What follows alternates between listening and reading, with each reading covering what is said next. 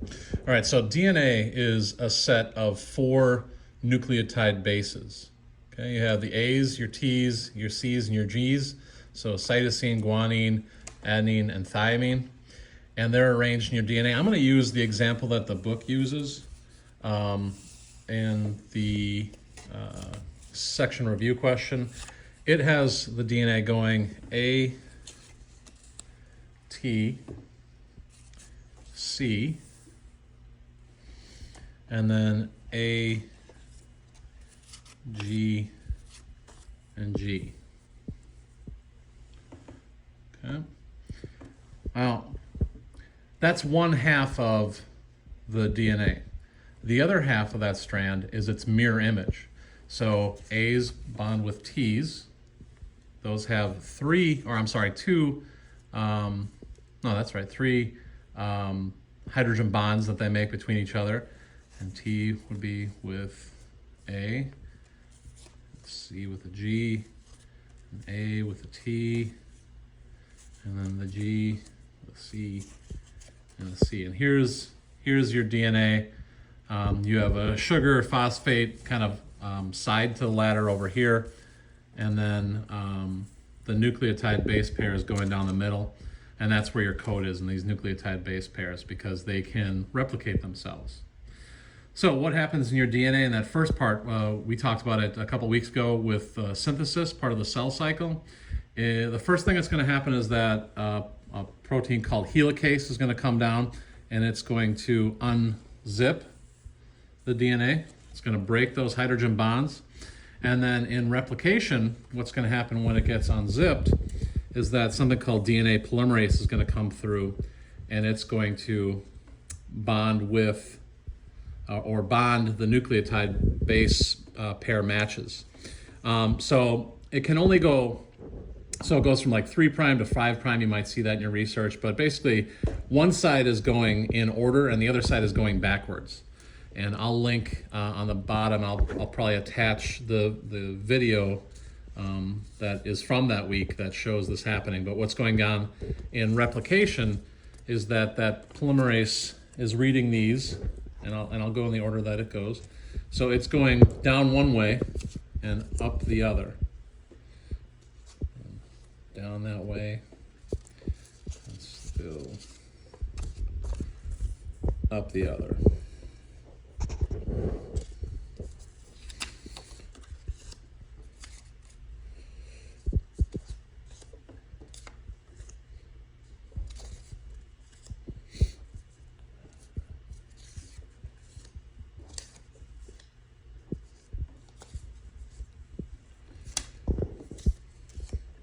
And you end up with now 2 DNA that are exact copies of each other, because A's only go with T's and C's only go with G's because that number of hydrogen bonds.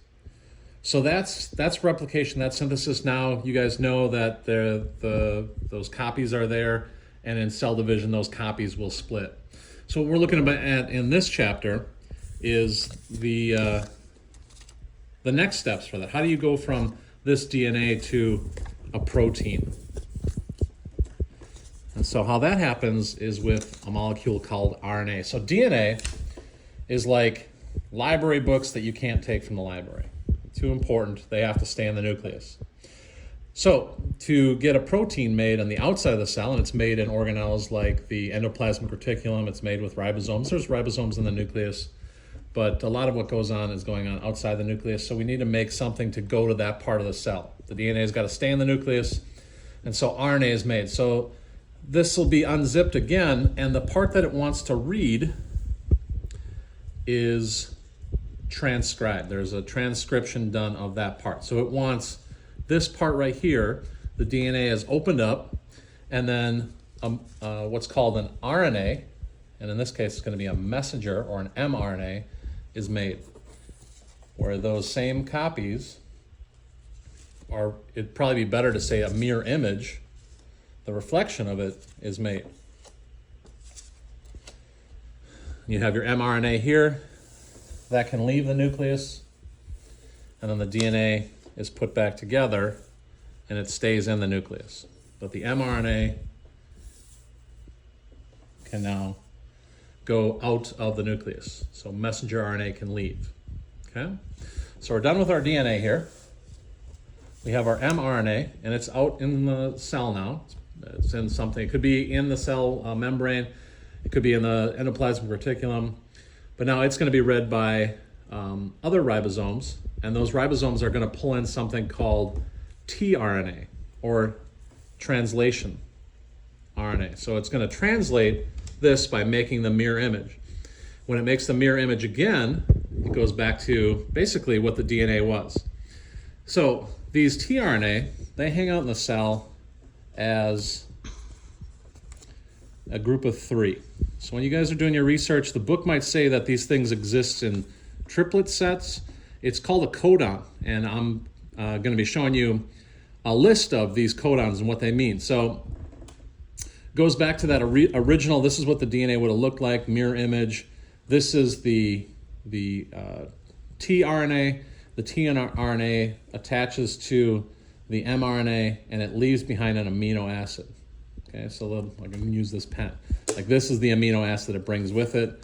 When it attaches, it leaves behind this amino acid, and these will kind of like ticker out of the ribosome as each one is added.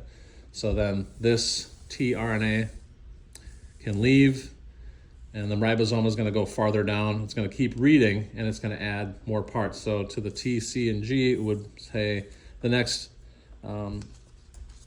tRNA that would come in would be this one, and it has attached to it a different amino acid. That when this attaches, then now these amino acids are going to link up, and this protein chain is going to get longer as the ribosome keeps reading and attaching more amino acids to that. Okay, so the DNA existed originally.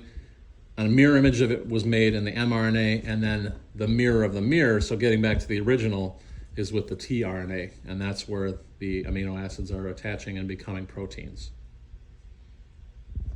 So this tRNA, which attaches to it and leaves behind this amino acid, when you look at those codon charts or whatever, it'll tell you exactly, like the ATC, which it was originally in the DNA, this mRNA is its mirror image. Now, one thing I need to do is the RNAs, they don't use thymine, they use something called Utacil. So this AUC, when it comes in, that AUC translated is an amino acid called isoleucine. And so that's the amino acid that's going to be attached here. As the next one comes in, the AGG, to attach to the UCC, that brings in another amino acid called arginine.